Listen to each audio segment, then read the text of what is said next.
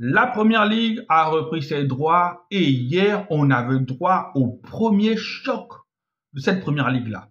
Première Ligue de première journée et on avait déjà droit à un choc. Le choc, c'était Manchester United face à Arsenal, les amis. Arsenal, club de Mikel Arteta, club qui, ça fait peut-être 2, 3, 4, 5, non, 2, 3 ans, voire 4, termine systématiquement deuxième, longtemps derrière Manchester City. Et la saison qui vient de se couler, alors que Manchester City a flanché, alors qu'on se disait que vu que Manchester City flanchait, eh bien, c'était Arsenal qui allait remporter cette année le championnat. Eh bien, Liverpool a surgi de nulle part pour venir prendre le trophée aux grandes dames de Mikel Arteta et saison. Alors, la question qu'on va se poser cette saison, ce début de saison 2025-2026, la question à 2 millions d'euros, c'est est-ce que Arsenal est capable de le faire cette saison, les amis? Est-ce que vous voyez Arsenal remporter la PL cette saison, les amis? Si vous le voulez, dites-le moi en commentaire. Parce que la PL, c'est un championnat compliqué. La PL est un championnat dur à remporter, les amis. La PL, c'est pas n'importe quel championnat. La PL, il y a beaucoup de concurrents et même les équipes qui ne sont pas concurrentes, les amis, et même les équipes qui ne tiennent pas le haut du tableau, ce sont des équipes compétitives, des équipes qui se battent avec le cœur, qui ont le fighting spirit. Raison pour laquelle, même lorsqu'un Liverpool rencontre je sais pas moi, un Crystal Palace ou une autre équipe ou un Sunderland, les gars, rien n'est joué d'avance. Il faut constamment élever son niveau en première ligue si vous voulez la remporter. Donc, on va revenir.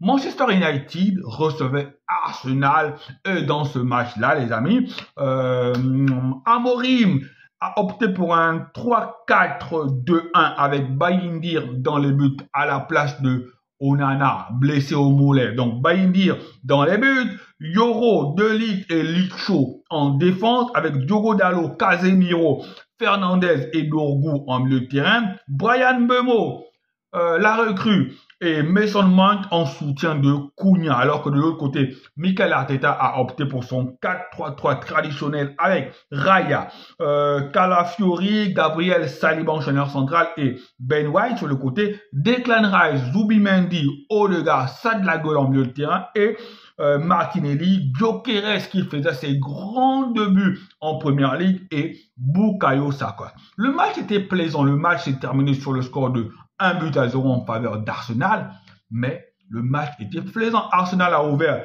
la marque à la 13e minute sur une erreur de main de Bayindir, comme quoi à Manchester United, les erreurs de gardiens sont devenues légion. Mais je pense que Onana dans ce match-là aurait fait beaucoup de bien, mais à part aussi cette erreur de Bayindir, Bayindir a été impeccable sur sa ligne, il a bien négocié ses interventions, beau jeu au pied.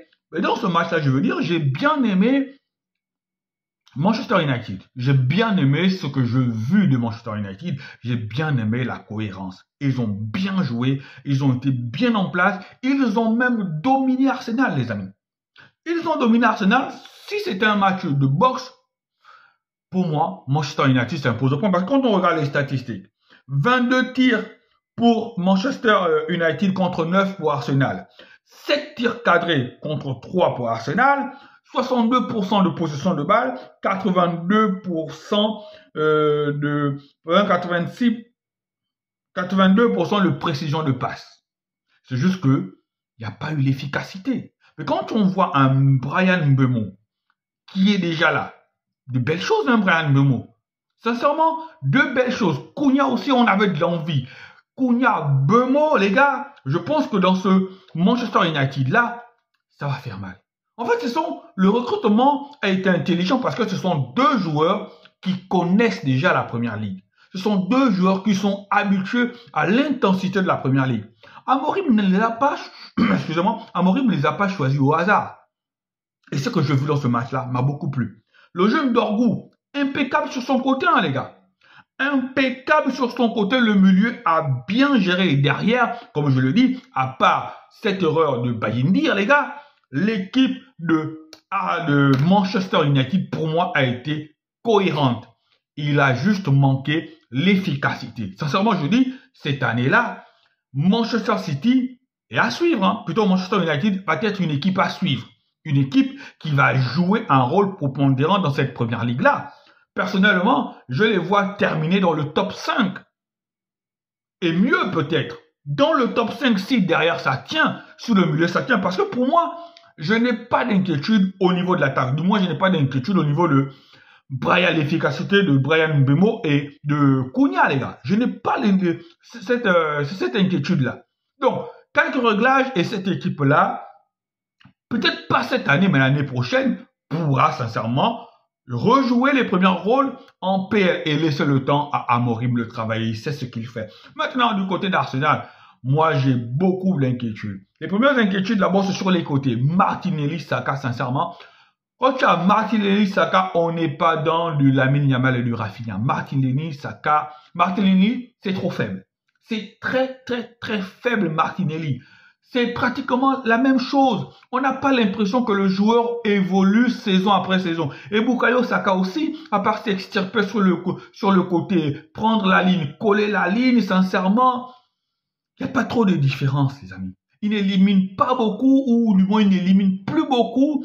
Et les débuts de Gyökeres ont été compliqués, les amis. Bienvenue en première ligue, Gyökeres. Là, tu n'es plus dans le championnat du Portugal, sans manquer de respect au championnat du Portugal. C'est un championnat bien meilleur que beaucoup de championnats, voilà. Mais là, tu n'es plus dans le championnat du Portugal. Il va vraiment falloir que Gyökeres se mette tout de suite au niveau. Il va falloir que Gyökeres se mette tout de suite à marquer de but, parce que Arsenal va en avoir bien besoin. J'ai bien aimé Odegaard dans ce match-là, Odegaard impérial, Odegaard un magnifique pied, Odegaard qui était partout. Declan Rice, je l'ai pas vu.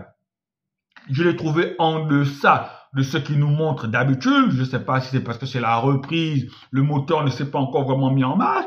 J'ai aussi bien aimé Zubimendi. Pour moi, Zubimendi, c'est pas du Thomas Partey encore, parce que Thomas Partey dans ce milieu-là, sincèrement, pour moi, c'est vraiment une erreur d'avoir laissé partir Thomas Partey, même s'il y a des problèmes extra-judiciaires, mais c'était vraiment une erreur pour moi d'avoir laissé partir Thomas Partey. Donc, voilà, c'était un choc de première ligue et il fallait bien que Arsenal puisse gagner ce match-là, d'autant plus que Liverpool a gagné son match, Manchester City a gagné son match, eh bien, il fallait automatiquement réagir et dans ce genre de match-là, dans ce genre de match qui marque le début de saison, le plus souvent, parfois, ce n'est pas le contenu, c'est simplement gagner le match et ils l'ont fait. Allez!